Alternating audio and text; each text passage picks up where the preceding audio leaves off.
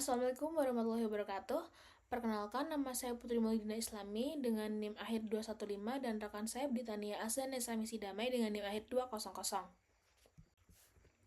Di sini kami akan mempresentasikan mengenai diskriminasi gender kepemilikan tanah berdasarkan putusan MK nomor 46/PUU-8/2010 melalui studi komparasi B5 Magistrat Kairista Afrika Selatan. Yang pertama ada pendahuluan. Diskriminasi gender dalam kepemilikan tanah warisan masih menjadi persoalan serius dalam sistem agraria di Indonesia. Tanah tidak hanya berfungsi sebagai aset ekonomi, tetapi juga menjadi sumber keamanan hidup, status sosial, dan kemandirian khususnya bagi perempuan. Namun di dalam praktiknya, perempuan seringkali ditempatkan pada posisi yang tidak setara akibat kuatnya norma patriarki yang tertanam dalam hukum adat dan kebiasaan masyarakat. Dalam sistem pewarisan patrilineal, perempuan kerap tidak diakui sebagai ahli waris penuh dan hanya memperoleh hak pakai melalui perantara laki-laki seperti ayah, suami, atau anak laki-laki. Kondisi ini jelas bertentangan dengan prinsip kesetaraan dan non-diskriminasi yang dijamin dalam Undang-Undang Dasar Negara Republik Indonesia tahun 1945. Putusan MK nomor 46/PUU-8/2010 hadir sebagai titik balik penting dalam hukum keluarga di Indonesia. Putusan ini memperluas pengakuan hubungan keperdataan antara anak luar kawin dengan ayah biologisnya, termasuk dalam hal waris. Sepanjang hubungan darah dapat dibuktikan secara ilmiah. Secara tidak langsung, putusan ini juga memperkuat posisi perempuan, khususnya ibu, dalam memperjuangkan hak waris anaknya.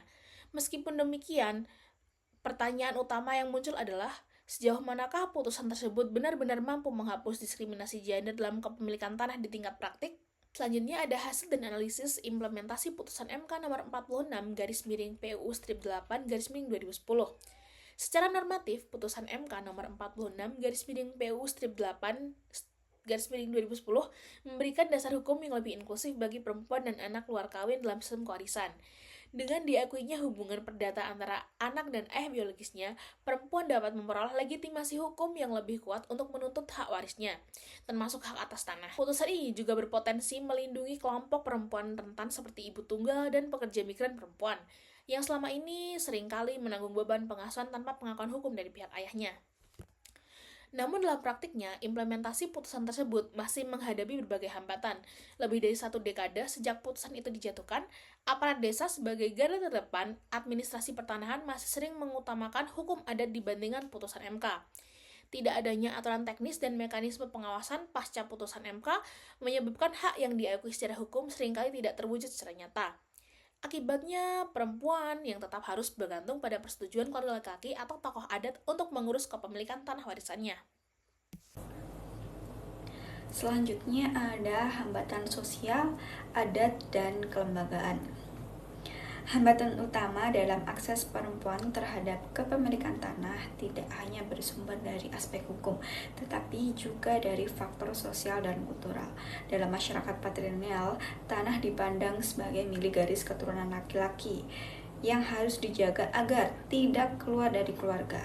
Pandangan ini menempatkan perempuan hanya sebagai pengguna sementara, bukan pemilik sah. Bahkan ketika perempuan memiliki dasar hukum yang kuat, tekanan sosial dan stigma terhadap perempuan, terutama yang memiliki anak luar perkawinan, yang sering membuat mereka enggan atau kesulitan menuntut haknya. Selain itu, rendahnya literasi hukum di kalangan perempuan memperparah kondisi tersebut.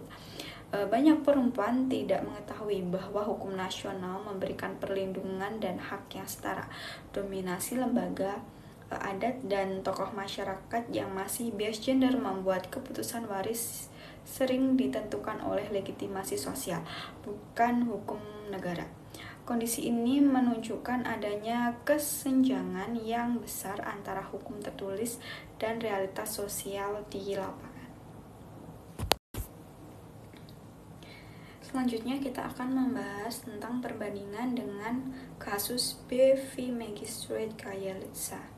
Perbedaan dengan Indonesia, Afrika Selatan mengambil pendekatan yang lebih tegas dalam melindungi hak perempuan melalui putusan Mahkamah Konstitusi dalam perkara B.V. Magistrate Kayelitsa. Dalam putusan tersebut, Mahkamah membatalkan sistem waris adat yang mendiskriminasi perempuan. khususnya prinsip primogeniture yang memprioritaskan anak laki-laki sebagai pewaris utama dan menggantinya dengan hukum waris nasional yang bersifat netral gender. Pendekatan ini menunjukkan keberanian negara dalam menempatkan konstitusi sebagai hukum tertinggi di atas hukum adat. Akibatnya, perlindungan terhadap hak kepemilikan tanah perempuan menjadi lebih efektif dan dapat diterapkan secara langsung, berbeda dengan pendekatan akomodatif Indonesia yang cenderung menghasilkan perubahan simbolik. Yang terakhir adalah penutup. Berdasarkan pembahasan tersebut, putusan MK nomor 46/PUU VIII/2010 merupakan langkah progresif dalam penegakan hak keperdataan anak luar kawin dan penguatan posisi perempuan dalam sistem kewarisan. Namun putusan ini belum efektif menghapus diskriminasi gender dalam kepemilikan tanah karena masih kuatnya hambatan sosial, adat, dan kelembagaan.